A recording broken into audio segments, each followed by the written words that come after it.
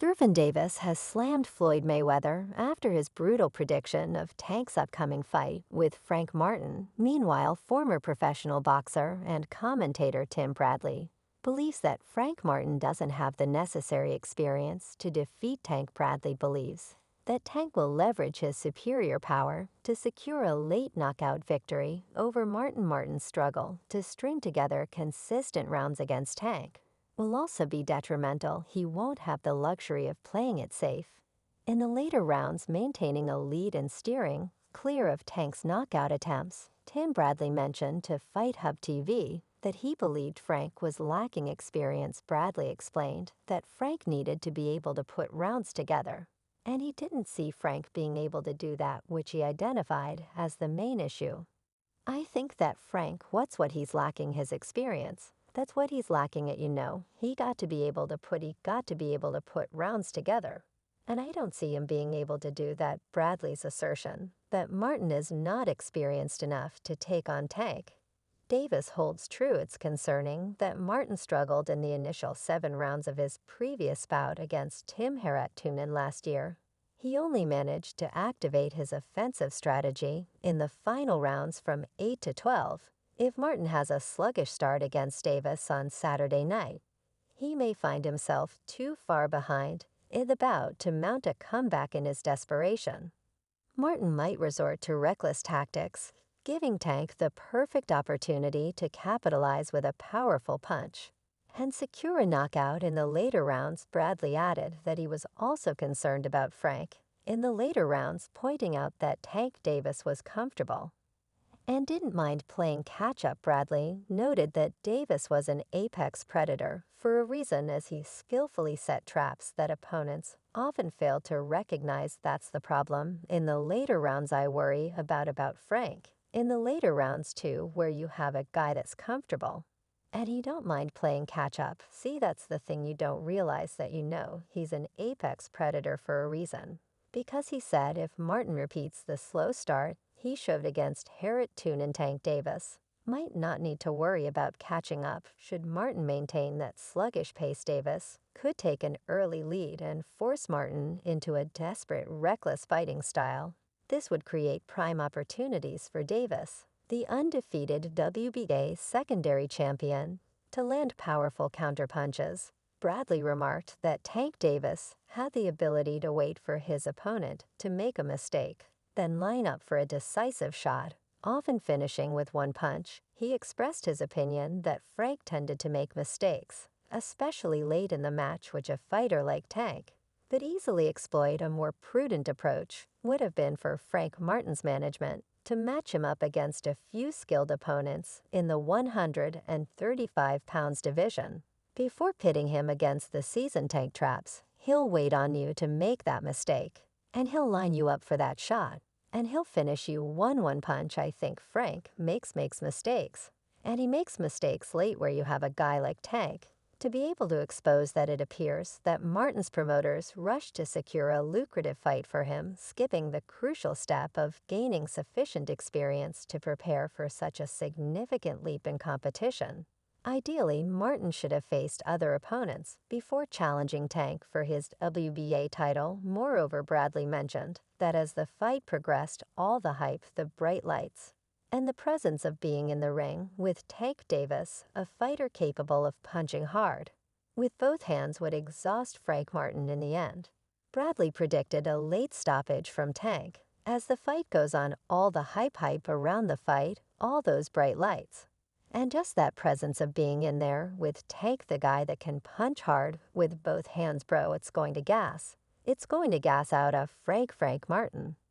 So I say LSL stoppage from Teofimo Lopez, on the other hand, has consistently been outspoken about the state of boxing, both in and out of the ring. As a self-proclaimed boxing enthusiast, he offered his thoughts to Fight Hub TV regarding the Davis versus Martin match. Lopez commented that if Frank Martin pressed Tank Davis without showing him any respect, it could result in a different type of fight. However, some observers find this approach to be dubious. Renowned for his remarkable 93% knockout percentage, Von Davis frequently punishes opponents who take an aggressive stance. I think that if Frank Martin goes and presses Tank Davis without showing him any respect, then we should see a different type of outing. Lopez further elaborated that if Martin entered the fight respecting the power and hype behind Gervonta Davis, it would likely result in an early night for Martin. This assertion is especially startling given the notorious sparring footage of Lopez and Davis.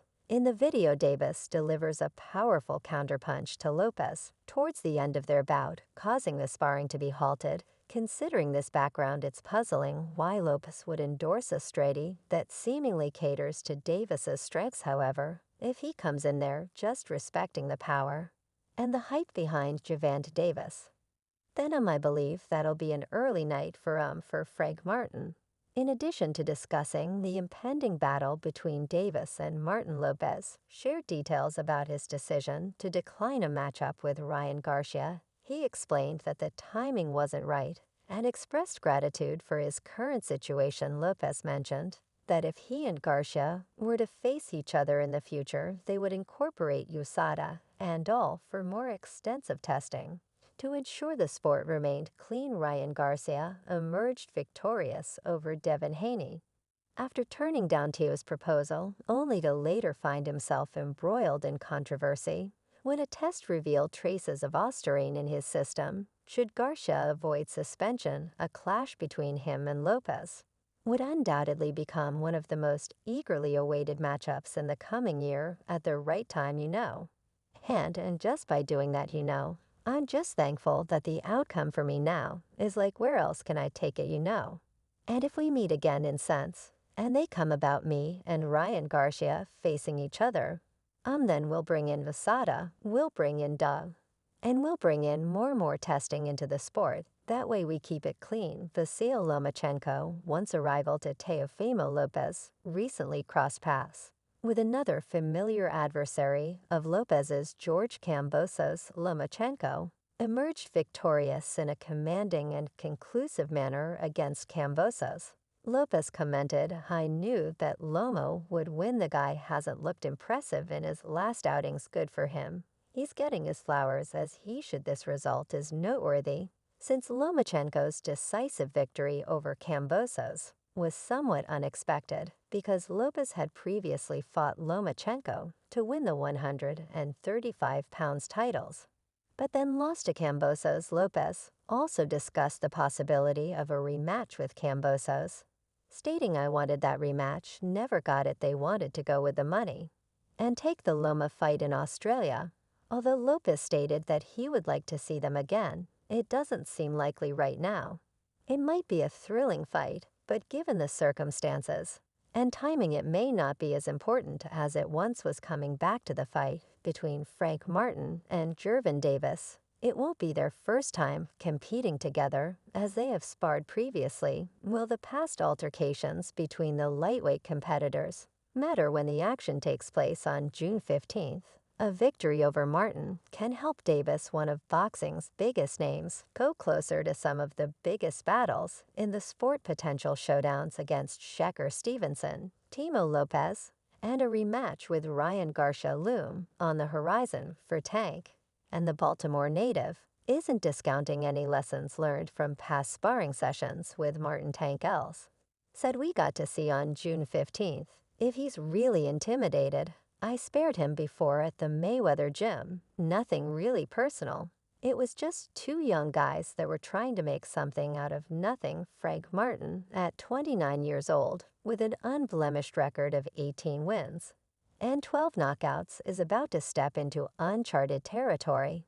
This upcoming match marks his debut in a world title fight, and his premiere is the main event on a pay-per-view card. If fortune favors him and he clinches the victory, Martin will etch his name in history as the first fighter to defeat the undefeated Davis, boasting an impressive record of 29 wins, including 27 knockouts. Tank emerges as the epitome of boxing for the upcoming wave of American fight enthusiasts, despite Canelo Alvarez retaining his status as the sport's foremost luminary. Davis's ascent to prominence is indisputable as illustrated by his seventh consecutive pay-per-view bout. Martin is excited for this opportunity to establish himself in the sport and leave a lasting legacy. Martin said at his media workout, "I feel like this is one of those moments where all the hard work I put in is paying off. This just feels like a life-changing moment."